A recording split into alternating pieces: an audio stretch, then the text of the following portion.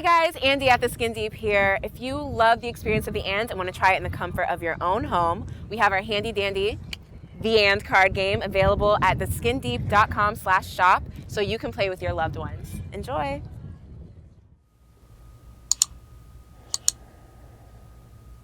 When you think about the first time we met, what do you remember?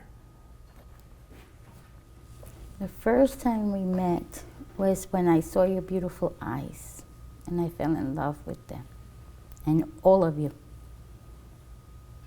You were a beautiful little boy. And God gave me you as a gift. I was proud to have you in my arms and have your father.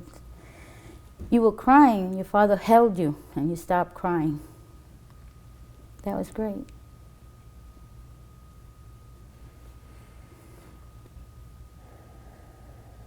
How do you describe me to others?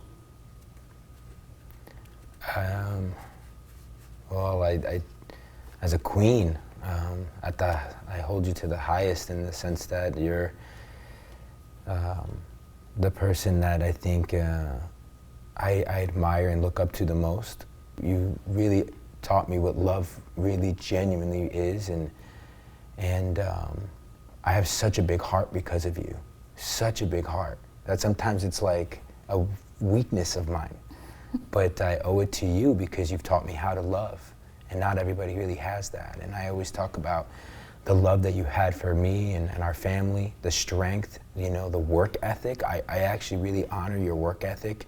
It gave me ambition to want to work hard, not only because I wanted to be successful for me, but because I wanted to give back, and I wanted to make you proud, and I wanted to take care of you, and I wanted to make our family proud. And and to me that is something that I always talk about with you. And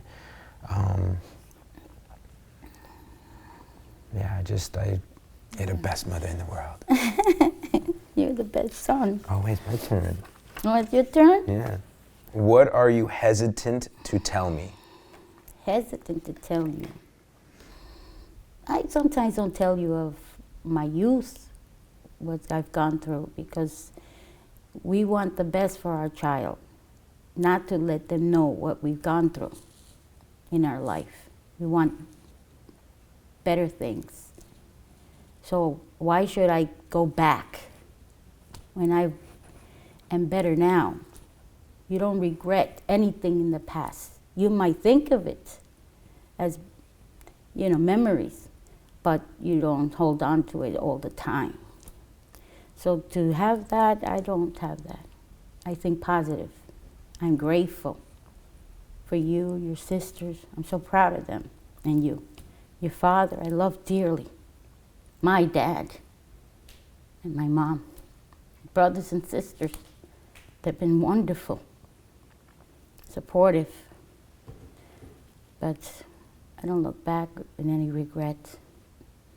I look forward. How do our differences, upbringings, affect our relationships? Can I see? Oh, our different upbringings affect our relationship. That's a tough one. Well, I mean, it's right after kind of like what you just said. I feel generationally it's different. So outside of having that, it was different temptations for my generation, and I got caught up with drugs and selling drugs and,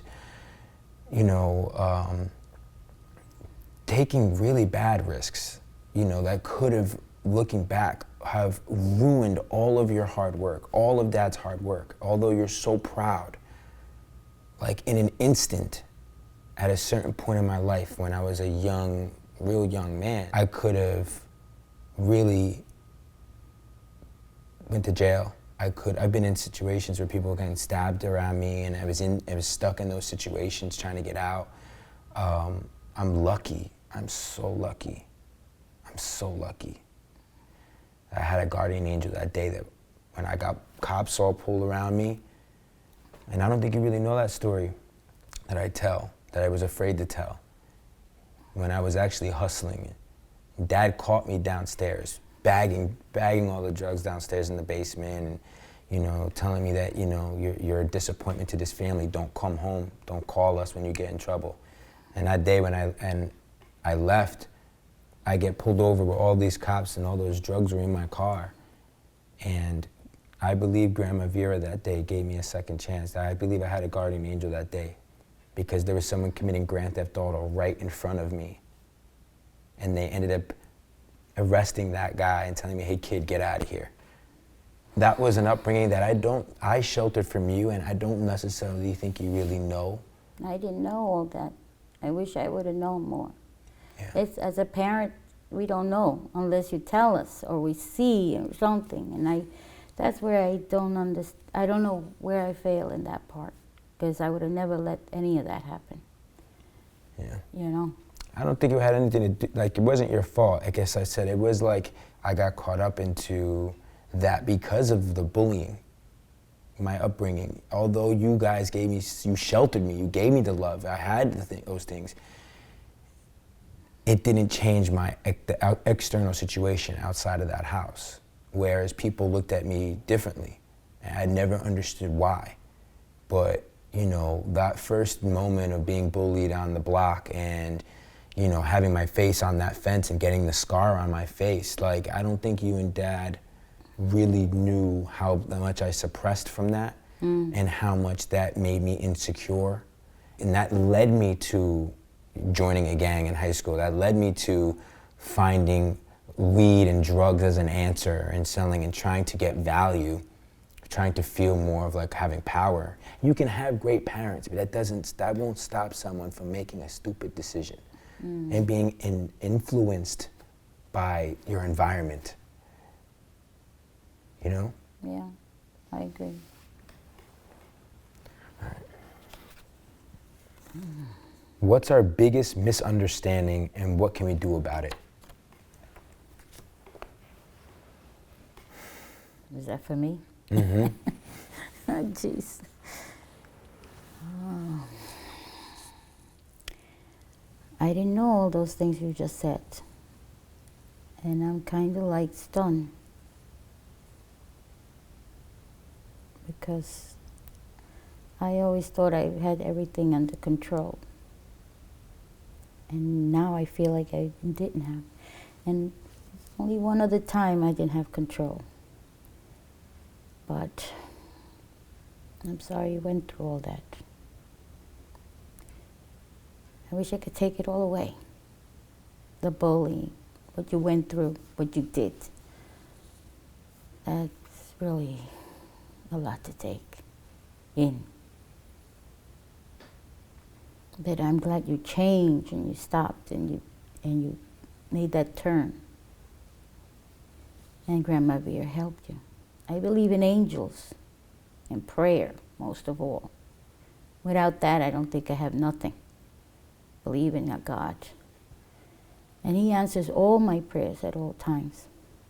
So I think He answered those prayers. And the angel was Grandma Vera.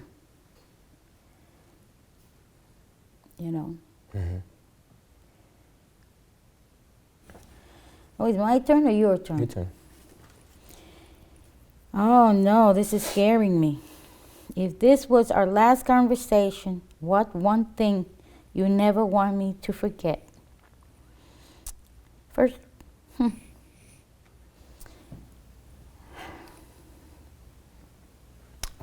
It's hard to imagine. I couldn't imagine a life without you. Me too. I could not. This question I would was want hard. you to remember the sunrise that we spent together. I would want you to remember the little boy that you held in your arms that you talked about in the beginning of this video. Because that little boy still looks up to you. Yeah. That same way I looked at you the day I was born. And you have been the number one woman in my life that has always been there for God, that question is a hard question. And everything I do in my life is because I want to make you proud. I want you to make you happy. I want to, you know, and I just want you to know that I am a product of you. I'm a reflection of you. And that no matter what in this mortal life, that me and you are connected forever in spirit, immortally, forever. I'm always going to be your son. I'm always going to be your mom. And I love you to eternity. The same thing I feel, and more.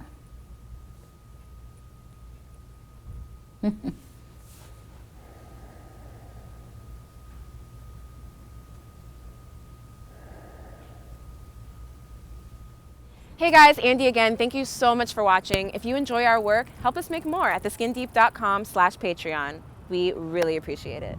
Bye guys.